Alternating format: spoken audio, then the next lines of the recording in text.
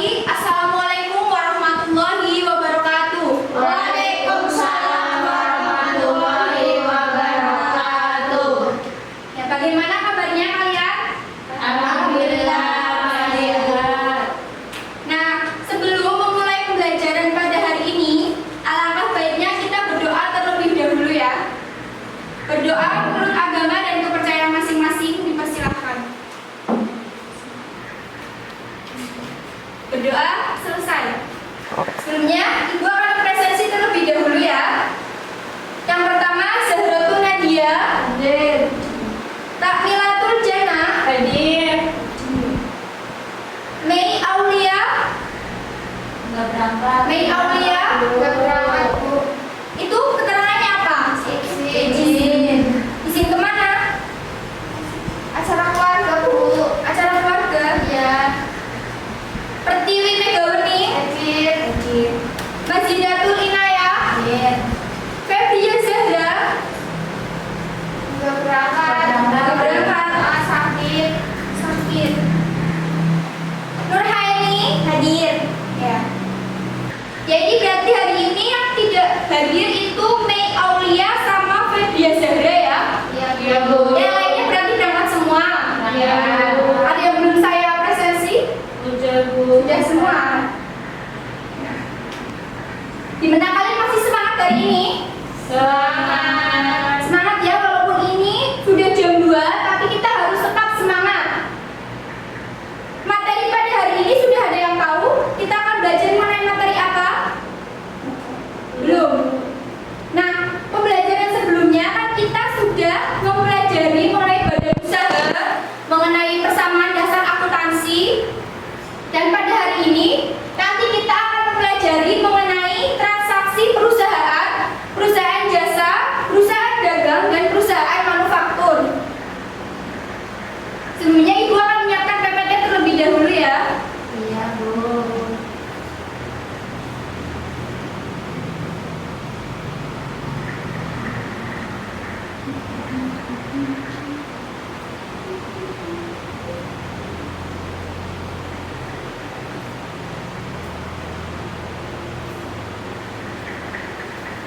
Transaksi bisnis, perusahaan dagang, jasa, dan manufaktur. Sudah ada yang tahu materi ini atau sudah belajar sebelumnya? Belum. Belum. Ya, kita akan pelajari sama-sama ya. Apa itu transaksi? Ada yang tahu transaksi itu apa? Zarutun udah tahu transaksi itu apa? Belum. Pertiwi? Nurhaini? Belum, Bu. Belum. Nah, saya akan menjelaskan apa itu transaksi. Transaksi adalah suatu aktivitas perusahaan yang menimbulkan perubahan terhadap posisi harta keuangan perusahaan tersebut. Misalnya seperti menjual, membeli, membayar gaji, serta membayar berbagai macam biaya yang lainnya. Dalam kehidupan sehari-hari kita pasti sering melakukan transaksi ya. Seperti contoh kita pergi ke toko untuk membeli gula, membeli beras, dan membeli yang lainnya. Itu merupakan salah satu contoh dari transaksi. Kemudian kita akan mempelajari mengenai perusahaan dagang.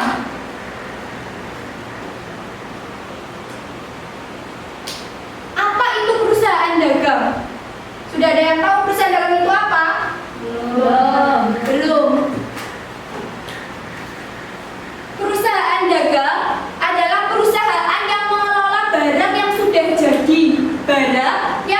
jadi, dan kemudian dijual kepada konsumen dalam bentuk yang sudah dikemas atau sudah bisa digunakan, atau biasanya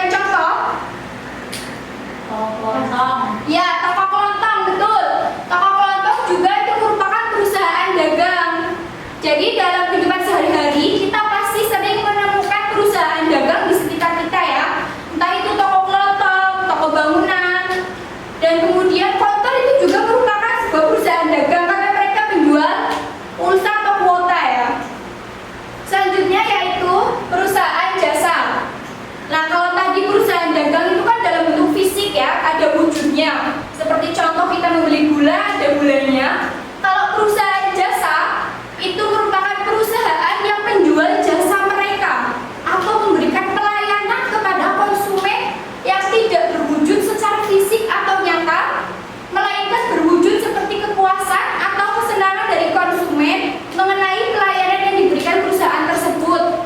Nah, kalau yang perusahaan jasa itu tidak berwujud secara fisik atau nyata, melainkan seperti kepuasan atau kesenangan dari konsumen itu sendiri. Nah, ada yang tahu contoh dari perusahaan jasa apa saja? Salon, Bu. Ya, salon. Pijat, ya, betul. Ada lagi perusahaan jasa? Kalian tadi berangkat sekolah ada yang naik angkot? Naik angkot? Enggak. Naik ojek online? Enggak. Kalau kalian mudik, kalian ada yang pernah naik kereta api? Oh, Ya. Nah, kereta api itu juga merupakan salah satu contoh perusahaan jasa ya. Jasa transportasi, ojek online, jasa salon tadi, terus jasa pijat, kemudian ada juga jasa pengiriman barang. Itu merupakan salah satu contoh dari perusahaan jasa. Yang ketiga, yaitu perusahaan manufaktur. Nah, perusahaan manufaktur itu sendiri adalah perusahaan yang mengelola bahan baku menjadi barang dalam proses atau barang jadi untuk dijual kepada konsumen. Ini hampir mirip dengan perusahaan dagang ya, akan tetapi ini mengelola bahan baku. Kalau yang perusahaan dagang itu kan bahannya sudah jadi, kemudian kita jual kepada konsumen. Nah, kalau perusahaan manufaktur itu sendiri bahan baku, dia mengelola bahan baku sendiri, kemudian akan dijadikan menjadi barang dalam proses atau menjadi barang jadi untuk dijual kepada konsumen. Perusahaan manufaktur sendiri memiliki 3 macam persediaan, antara lain persediaan bahan baku, persediaan barang dalam proses, dan persediaan barang jadi. Karena di sini mengolah bahan baku, maka bahan baku tersebut akan diproses menjadi persediaan bahan baku. Nah, setelah bahan baku tersebut diproses, maka akan menjadi persediaan barang dalam proses. Nah, setelah barang dalam proses itu diproduksi kembali, diolah kembali, maka akan menghasilkan barang jadi. Sehingga di sini ada persediaan barang jadi. Nah, contoh dari perusahaan manufaktur ada yang tahu? Pabrik sepatu? Ya, pabrik sepatu. Di sini kan ada lokasinya yang dekat ya. Ada, Bu. Ya, Tubing, PT Tubing itu merupakan salah satu contoh perusahaan manufaktur ya. Karena dia itu mengolah bahan baku menjadi barang jadi ya. Barang jadinya itu bentuknya sepatu ya. Itu merupakan contoh dari perusahaan manufaktur. Nah, sampai di sini ada yang mau ditanyakan mengenai perusahaan tersebut? Perusahaan jasa, dagang atau manufaktur? Sudah jelas semua? Sudah jelas. Nah, selanjutnya kita akan melanjutkan ke transaksi dari perusahaan tersebut. Yang pertama itu transaksi perusahaan dagang. Yang pertama, pembelian barang dagang secara tunai. Perusahaan dagang itu kan tidak mengolah bahan baku. Jadi mereka itu membeli barang yang sudah jadi kemudian dijual atau dikemas kembali menjadi barang yang bisa langsung pakai kepada konsumennya. Semisal perusahaan dagang gula, mereka udah membeli gula tapi bentuknya langsung yang besar itu ya. Kalau yang grosir itu kan pakainya karung itu ya.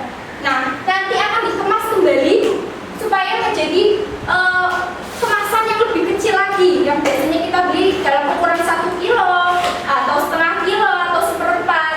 Nah, ketika pembelian barang tersebut, nanti perusahaan itu akan mencatat pembelian di debit, kemudian karena pembelian barangnya secara tunai, maka kasnya dalam perusahaan itu akan berkurang ya, karena kita membelinya secara tunai. Jadi kasnya nanti berkurang di kredit. Seperti itu. Sudah jelas yang pertama? Jelas. Untuk yang kedua yaitu biaya angkut pembelian. Biaya angkut pembelian. Kenapa perusahaan itu ada biaya angkut pembelian? Coba ada yang tahu? Kenapa harus ada biaya angkut pembelian? Ada yang tahu nggak? Enggak. Ya, karena kalau kita membeli barang, misal itu dalam jumlahnya banyak, pasti kan dia harus diangkut terlebih dahulu ya. Gak mungkin kita langsung bawa langsung banyak, itu kan tidak mungkin. Nah, biaya angkutnya tersebut itu biasanya dibebankan ke perusahaan tersebut ya.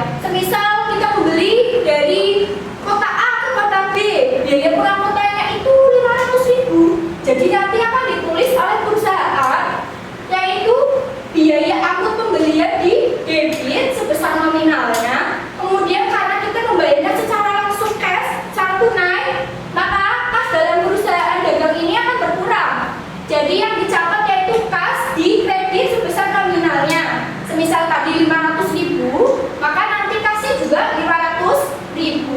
Seperti itu. Yang ketiga yaitu penjualan barang dagang secara tunai. Karena perusahaan ingin memperoleh keuntungan, berarti mereka akan menjual barangnya ya.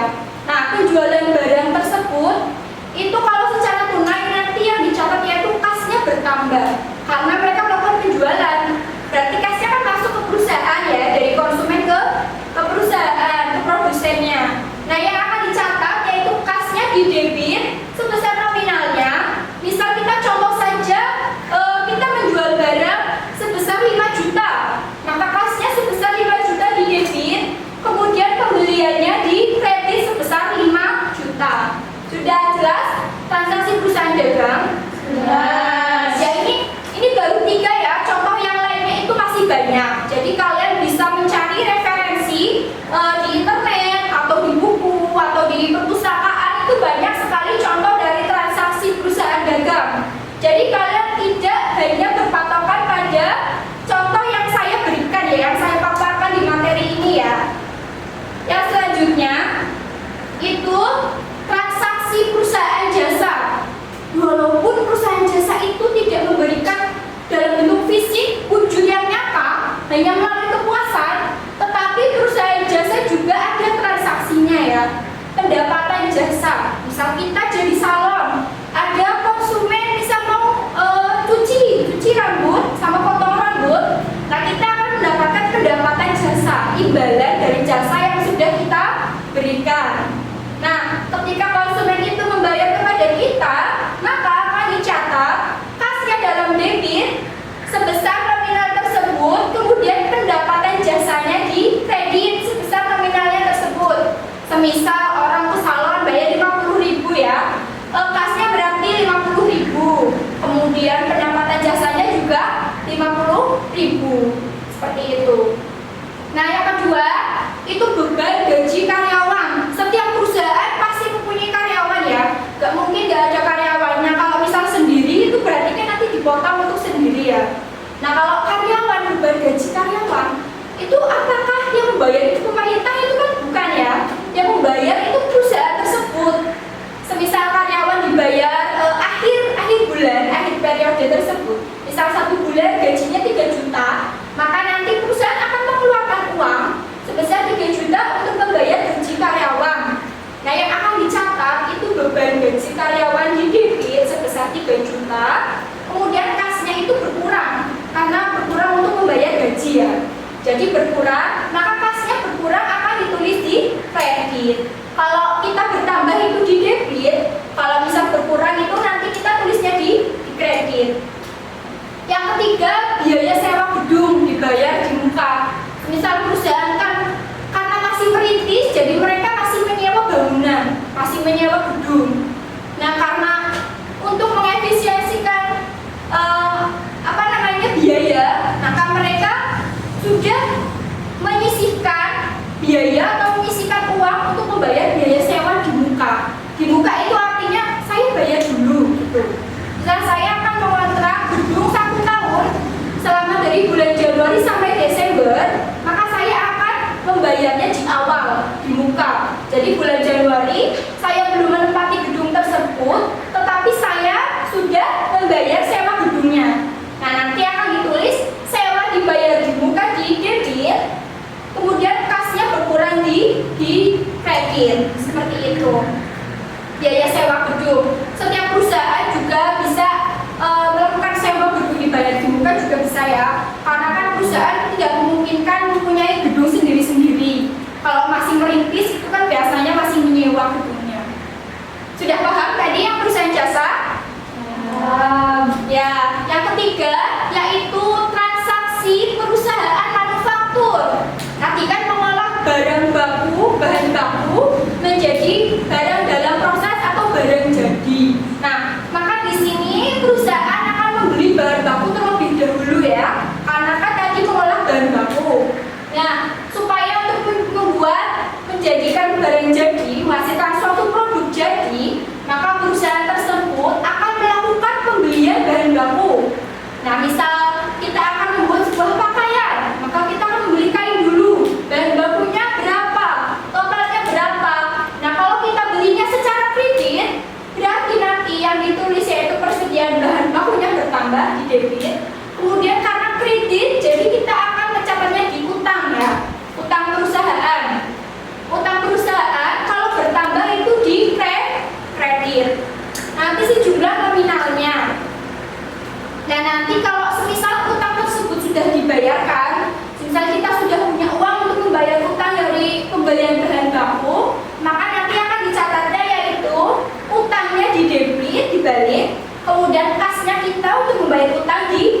kredit karena untuk membayar utang ya.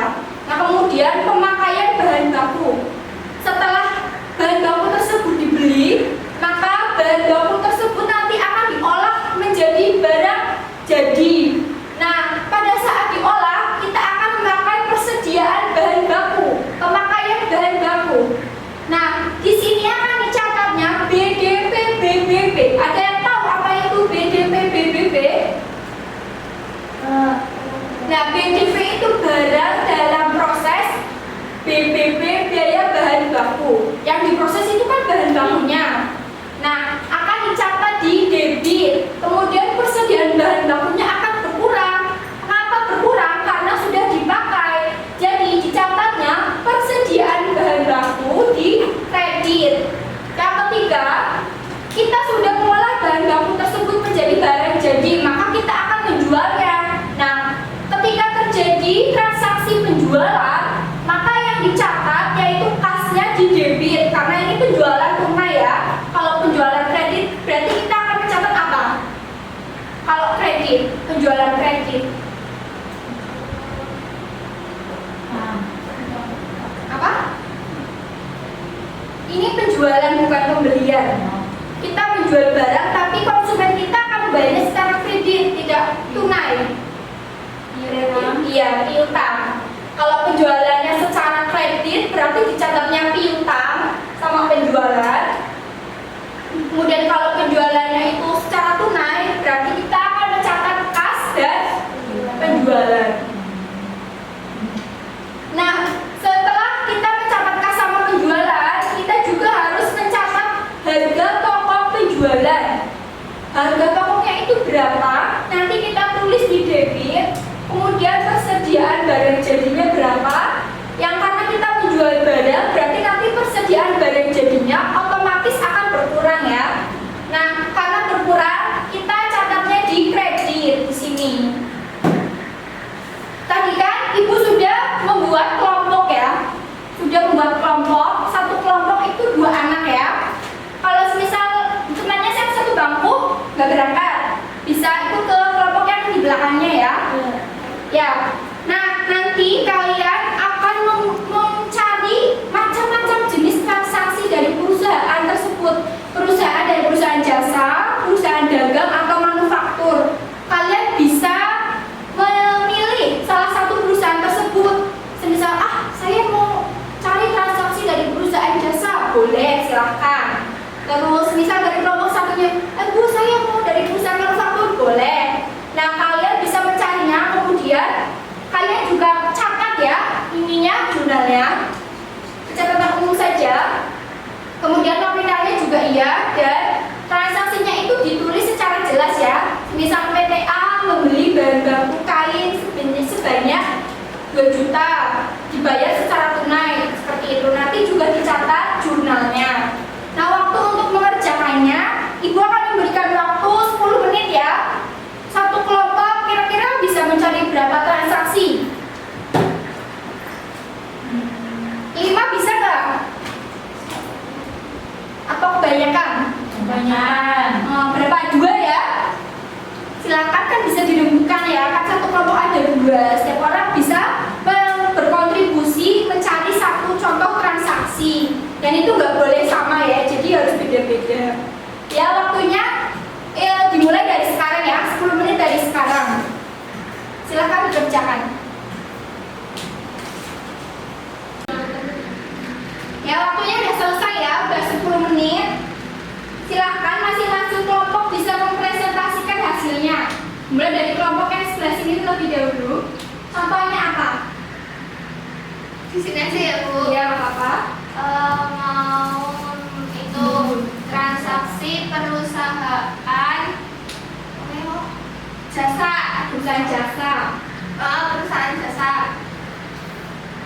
salon apa ya, salon Mira Iya. itu membayarkan apa ya, membayar beban listrik, telepon dan air itu seharga 250.000. 250.000. Berarti jurnalnya Itu secara tunai ya?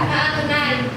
Berarti jurnalnya debitnya beban listrik, telepon dan air kreditnya itu kas seharga 25.000. 250.000. Udah jelas? Apa ada yang masih bingung? Kenapa yang itu dicatatnya beban telepon listrik air, kemudian kasnya yang di kredit? Ada yang masih bingung? Jelas. Ya, contoh yang kedua apa? Contoh yang kedua, tadi masih perusahaan jasa nggak apa-apa aku. Tadi jasa. Oh iya jasa, nggak apa-apa. Enggak apa-apa. Berarti kalau tadi kan Salon Mira membayar beban listrik, telepon dan air. Nah sekarang Salon Mira ini membeli peralatan secara tunai sebesar 650.000. Berarti jurnalnya itu pembelian peralatan itu debit, terus kasnya kredit seharga 650.000. Ya. Ada yang mau ditanyakan? Jadi kita beri aplaus buat kelompok yang di sebelah kanan. Akan dijelaskan sama Mila, Bu. Ya, silakan kelompok yang sebelah kiri untuk presentasikan hasil diskusinya. Contohnya itu perusahaan dagang dulu. Iya, nggak apa-apa. Yang pertama itu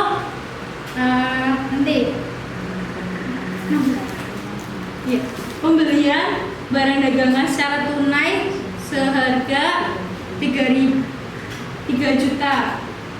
Itu jika ditulis transaksinya itu pembeliannya di debit sebesar 3 juta.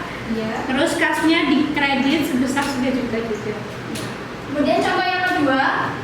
Contoh yang kedua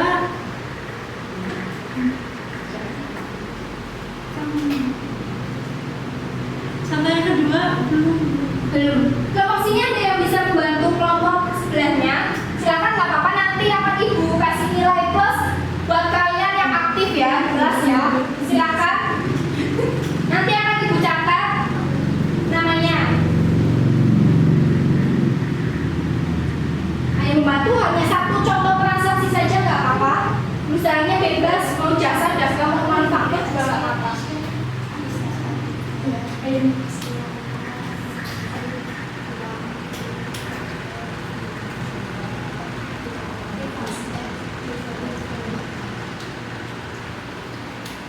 Silakan. Saya nggak apa-apa ya Bu. Ya, nggak apa-apa. Namanya siapa? Nurhaini. Ya, Nurhaini. Contoh transaksinya di perusahaan apa Mbak Nurhaini? Dagang Bu. Perusahaan dagang ya. Contohnya apa? Nah, perusahaan dagang itu kan pemiliknya Tuan Tony. Tuan Tony Ya. sendiri ini mengambil uang sebesar 200 untuk keperluan pribadinya. Iya. Jadi nanti dicatat transaksinya apa sama apa? Prive dan kas Bu. Pivonya di Di debit dan kasnya di kredit Bu sebesar 200. Nah, jadi kalau pemilik perusahaan tersebut atau pemilik modal itu bisa mengambil uang di perusahaan tersebut ya untuk keperluan pribadi ya. Nanti itu akan dicatat akunnya itu prive sama kas. Karena kita mengambilnya secara tunai, berarti kas di perusahaan tersebut itu akan berkurang. Ya, terima kasih buat Mbak Nurhaini. Kita beri aplaus dulu.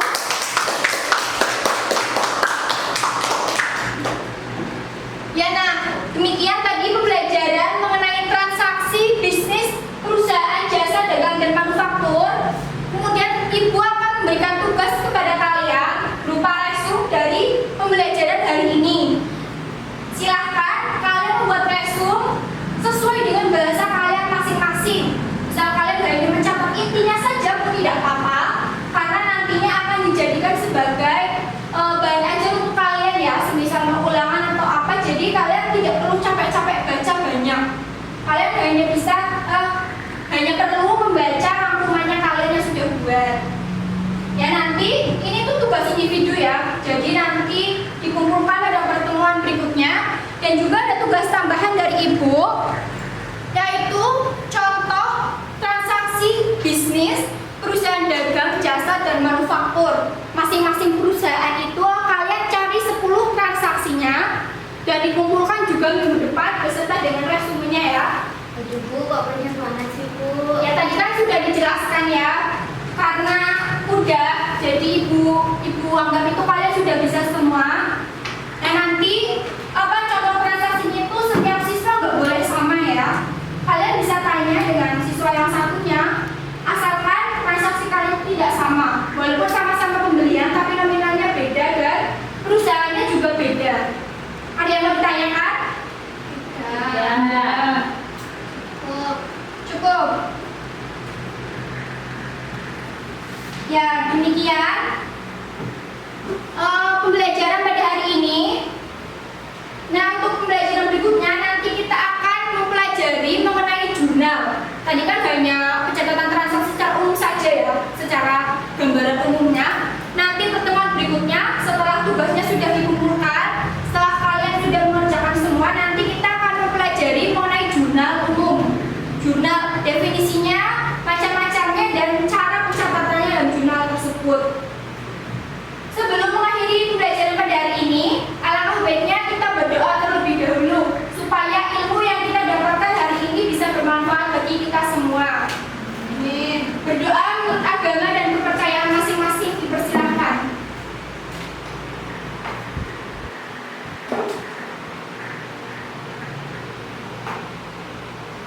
Berdoa selesai.